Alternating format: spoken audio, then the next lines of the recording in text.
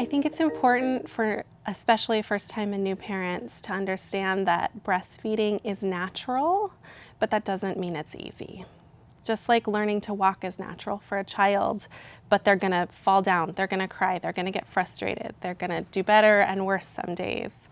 Breastfeeding is the same. It can be a real challenge to start. It's a learned skill for both parent and infant. But the challenges are usually greatest up front, and the payoff for most people feels really worth it.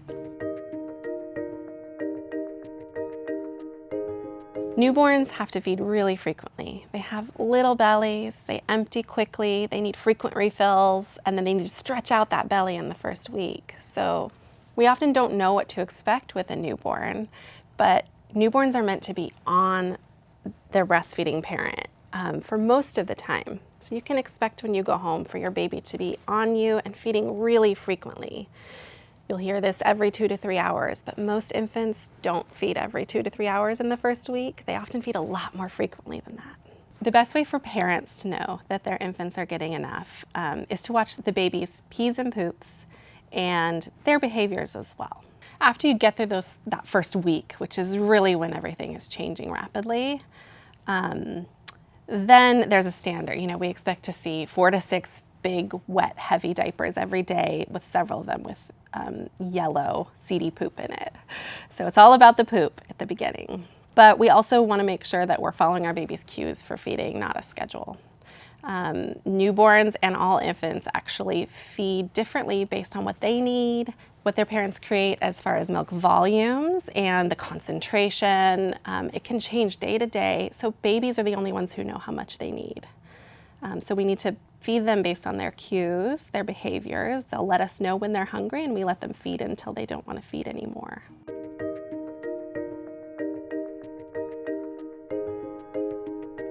So to know your baby has a good latch, you're gonna make sure that you and your baby are comfortable, that your baby has a wide open mouth, taking a lot of breast into their mouth, not just the nipple.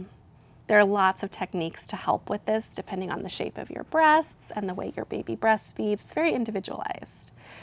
But what you want to see is that any pain you're having with breastfeeding isn't getting worse with every feed, that your nipple comes out of the baby's mouth looking nice and round and not ridged or creased or getting increasing damage. And if you're finding any of those things, then you want to seek out support from a lactation consultant to help you get the best latch you and your baby can.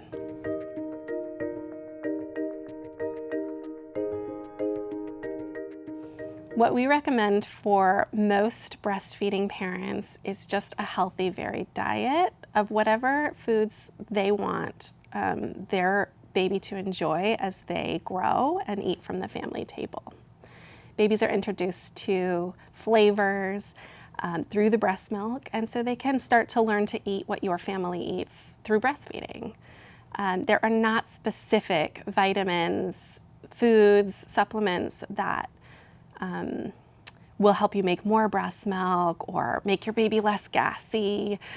100% of babies are fussy and gassy, and so we often go straight to, it must be something I'm doing or something I'm eating when my baby is fussy and gassy. And really we want breastfeeding parents to eat the foods they love and soothe and support their babies with caring activities, not changing their diet around a lot. Unless a healthcare provider has told you to take those things, which once in a while there is a case where one of those makes sense, it's marketing. And it's a way to get your money because they know you'll do anything to make the right and more milk for your baby. And so if a lactation bar makes you feel calm and confident and is easy to grab, if you want a lactation cookie because it's easy, it doesn't do any harm. But it's really not any better for you than the other foods that are in your house that people bring you. So if it's costing more money or it's causing you time away from the important thing of bonding with your baby and practicing breastfeeding, then there's no added benefit.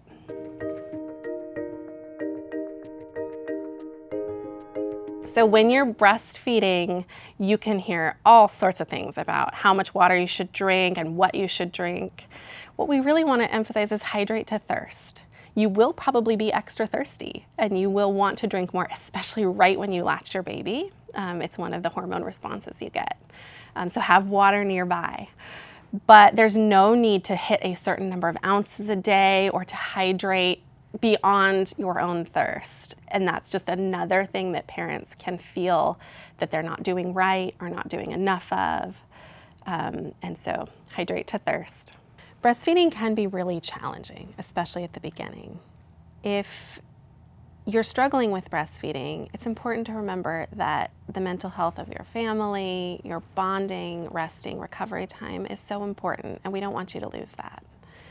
If you're concerned that your baby may not be getting enough, or you have other challenges with breastfeeding, we'd love for you to seek out support in our support groups, or talk to your pediatrician about the ways that you have available to you to feed your baby.